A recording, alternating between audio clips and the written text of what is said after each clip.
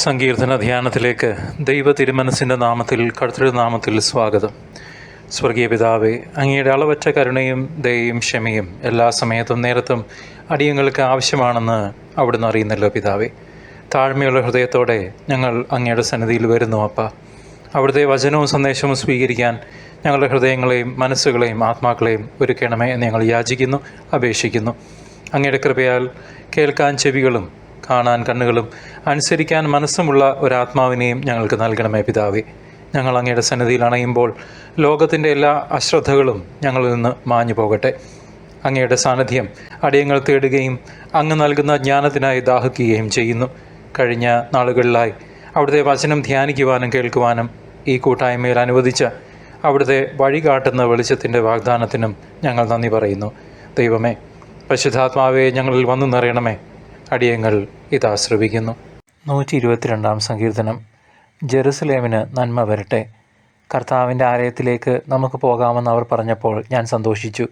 ജെറുസലേമേ, ഇതാ ഞങ്ങൾ നിൻ്റെ കവാടത്തിനുള്ളിൽ എത്തിയിരിക്കുന്നു. നന്നായി പണിതിണക്കിയ നഗരമാണ് ജെറുസലേം.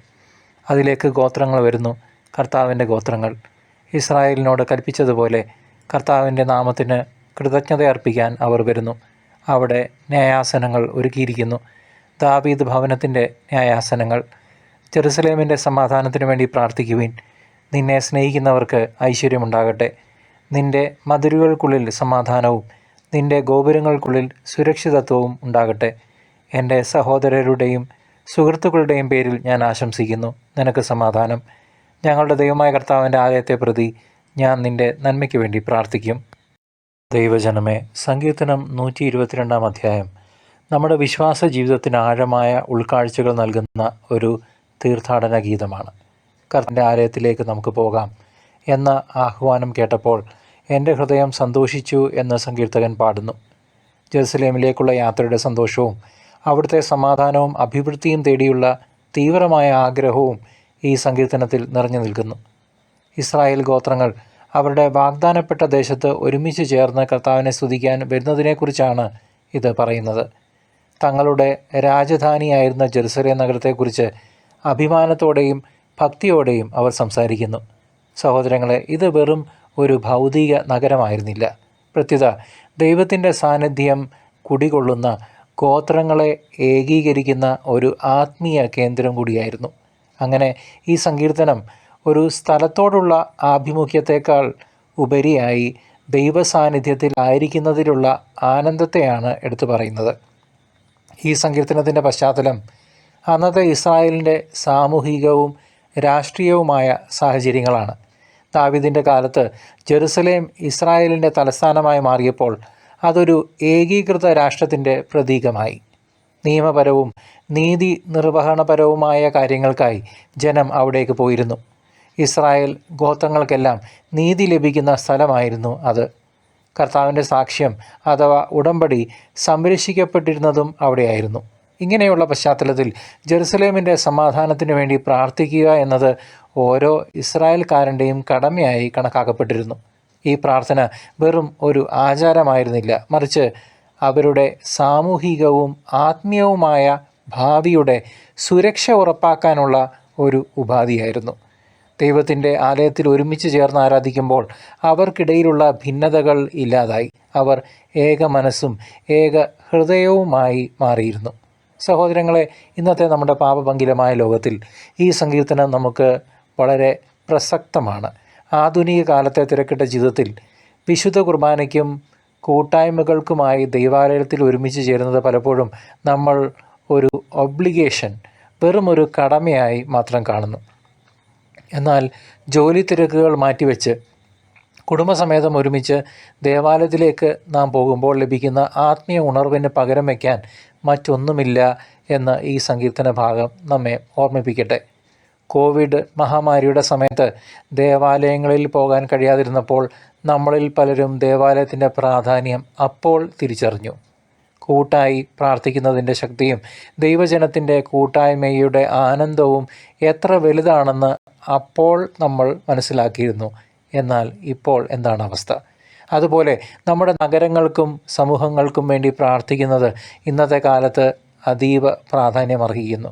തിന്മയും അസമാധാനവും നിറഞ്ഞ ഈ ലോകത്തിൽ, യുദ്ധപങ്കിലമായ ഈ ലോകത്തിൽ നമ്മുടെ ഇടവകയുടെയും സമൂഹത്തിൻ്റെയും സമാധാനത്തിനായി പ്രാർത്ഥിക്കുമ്പോൾ നമ്മളും ആത്മീയ ജെറുസലേമിൻ്റെ തീർത്ഥാടകരായി മാറുകയാണ്. ദൈവജനമേ, ഈ സന്ദേശം പുതിയ നിയമത്തിൽ കർത്താവായ ഈശോ മിശിഹായുടെ പഠിപ്പിക്കലുകളിലും പ്രവൃത്തികളിലും പൂർണ്ണത കണ്ടെത്തുന്നു. കർത്താവായ ഈശോ പറഞ്ഞത്, 2 or 3 പേർ എൻ്റെ നാമത്തിൽ ഒരുമിച്ച് കൂടുന്നിടത്ത് ഞാൻ അവരുടെ മധ്യേ ഉണ്ട്. മത്തായി 18:20. അവിടുന്ന് ഒരു ഭൗതിക ദേവാലയത്തേക്കാൾ ഉപരിയായി അവിടുത്തെ ശിഷ്യരുടെ കൂട്ടായ്മയാണ് യഥാർത്ഥ ദേവാലയമായി പഠിപ്പിച്ചത്. അവിടുത്തെ കുരിശുമരണത്തിലൂടെ പഴയ നിയമത്തിലെ ദേവാലയത്തിൻ്റെ തിരശ്ശീല കീറിപ്പോയപ്പോൾ എല്ലാവർക്കും ദൈവ സാന്നിധ്യത്തിലേക്ക് നേരിട്ട് പ്രവേശിക്കാൻ കഴിയുന്ന ഒരു പുതിയ യുഗം ആ കുരിശിൻ ചൂട്ടിൽ നിന്ന് ആരംഭിച്ചു. കൂടാതെ ഈശോ സ്വയം ഒരു സമാധാനദാതാവായി വെളിപ്പെടുത്തി. എൻ്റെ സമാധാനം ഞാൻ നിങ്ങൾക്ക് തരുന്നു എന്ന് പറഞ്ഞ് അവിടുന്ന് തൻ്റെ സമാധാനം നമ്മൾ ഓരോരുത്തരിലേക്കും പകർന്നു തന്നു. ഈ നിമിഷം വരെ വിശുദ്ധ കുർബാനയിലൂടെ യഥാർത്ഥ സമാധാനം ലോകം നൽകുന്നത് പോലെയല്ല, മറിച്ച് ദൈവത്തിൽ നിന്ന് വരുന്നതാണെന്ന് അവിടുന്ന് നമ്മെ പഠിപ്പിച്ചു. ദൈവജനമേ, ഈ സങ്കീർത്തനത്തിൽ നിന്ന് നമുക്ക് ഇക്കാലത്ത് സ്വീകരിക്കേണ്ട നല്ല ജീവിത പാഠങ്ങൾ നിരവധിയാണ്. ഒന്നാമതായി, ദേവാലയത്തിലേക്കുള്ള നമ്മുടെ യാത്ര വെറും ഒരു ചടങ്ങല്ല, മറിച്ച് സന്തോഷവും ആനന്ദവും നൽകുന്ന ഒരു തീർത്ഥാടനമായി മാറണം. രണ്ടാമതായി, കൂട്ടായ്മയുടെ പ്രാധാന്യം നാം തിരിച്ചറിയണം.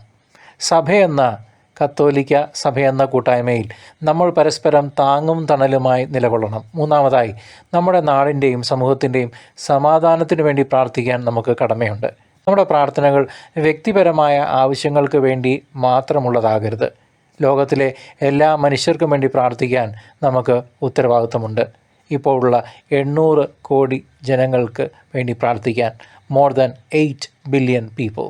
അതുപോലെ നമ്മുടെ തീരുമാനങ്ങൾ എടുക്കുന്നിടത്ത് നീതിയും സത്യവും നിലനിർത്താൻ നമുക്കും പരിശ്രമിക്കാം. കർത്താവിൻ്റെ 2ാം വരവിനുള്ള ഒരുക്കമാണ് ഈ സങ്കീർത്തനത്തിൻ്റെ ആത്യന്തികമായ ആഹ്വാനം. സഹോദരങ്ങളെ, സ്വർഗീയ ജെറുസലേമിലേക്ക്, അതായത് ദൈവരാജ്യത്തിലേക്ക് പ്രവേശിക്കാനുള്ള നമ്മുടെ ആഗ്രഹം ആത്മാർത്ഥമായിരിക്കണം. കർത്താവിൻ്റെ 2ാം വരവിനായി നാം ഓരോരുത്തരും ഒരുങ്ങിയിരിക്കുമ്പോൾ അത് നമ്മുടെ ജീവിതത്തിൽ ഒരു ആന്തരിക സന്തോഷമായി പ്രകടമാകും. സമാധാനത്തിൻ്റെ രാജാവായ ഈശോയെ നമ്മുടെ ഹൃദയങ്ങളിൽ സ്വീകരിക്കുമ്പോൾ നമ്മുടെ ജീവിതം അർത്ഥപൂർണമാകുകയും സ്വർഗീയ ജെറുസലേമിൻ്റെ ഒരു ചെറു മാതൃകയായി, പ്രോട്ടോടൈപ്പായി മാറുകയും ചെയ്യും. അങ്ങനെ സ്വർഗത്തിൽ വെച്ച് അവിടുത്തോടൊപ്പം എന്നേക്കും വസിക്കാൻ നാം തീർത്തും അർഹരാകും. ജെറുസലേമിൻ്റെ സമാധാനത്തിനായി പ്രാർത്ഥിക്കാം. ദൈവാനുഗ്രഹം നമ്മളിൽ വസിക്കും. ഒരു നിമിഷം നമുക്ക് നമ്മുടെ കണ്ണുകളെ അടയ്ക്കാം. കരുണാമയനായ ദൈവമേ, ഇന്ന് ഞങ്ങളുടെ ഹൃദയങ്ങളിൽ നൽകിയ സന്ദേശത്തിനായി ഞങ്ങൾ നന്ദി പറയുന്നു. പാപികളും ഏഴകളുമായ അടിയങ്ങൾ അവിടുത്തെ സന്നിധിയിൽ നിൽക്കാൻ യോഗ്യരല്ല എന്ന് ഞങ്ങൾ തിരിച്ചറിയുന്നു. നാഥ, ഞങ്ങളുടെ വീഴ്ചകളും തെറ്റുകളും കുറവുകളും അവിടുന്ന് ക്ഷമിച്ച് ഞങ്ങളോട് കരുണയായിരിക്കണമേ. അങ്ങയുടെ ദിവ്യകാരുണ്യത്താൽ കേൾക്കുന്നവർ മാത്രമല്ല, അവിടുത്തെ വചനം ഉത്സാഹത്തോടെ പ്രവർത്തിക്കുന്നവരും ആകാൻ ഞങ്ങളെ ശക്തരും ധീരരുമാക്കണമേ. ഞങ്ങൾ ഉൾക്കൊണ്ട സത്യങ്ങൾ ഞങ്ങളുടെ ജീവിതത്തിൽ അനുദിനം പ്രാവർത്തികമാക്കാൻ ഞങ്ങളെ സഹായിക്കണമേ. ഇന്ന് വചനം വിതച്ച വിശ്വാസത്തിൻ്റെ വിത്തുകൾ ഞങ്ങളുടെ ജീവിതത്തിൽ സമൃദ്ധമായ ഫലം പുറപ്പെടുവിക്കട്ടെ. നാഥ, ഞങ്ങളുടെ ചിന്തകളെയും വാക്കുകളെയും പ്രവൃത്തികളെയും അവിടുത്തെ ഹിതപ്രകാരം രൂപപ്പെടുത്തണമേ.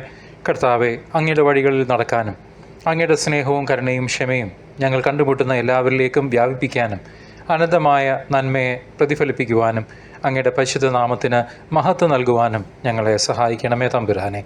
അവിടുത്തെ പുത്രൻ്റെ 2ാമത്തെ വരവിനായി ഞങ്ങളെ ഒരുക്കണമേ പിതാവേ. കൃപ നൽകി അനുഗ്രഹിക്കണമേ. ആമേൻ. കർത്താവിനറിയാത്ത ഒരാൾക്കെങ്കിലും ഈ വചനധ്യാനം പങ്കുവയ്ക്കുമല്ലോ. കർത്താവ് നിങ്ങളുടെ ജീവിതങ്ങളെ സമ്പുഷ്ടമാക്കട്ടെ.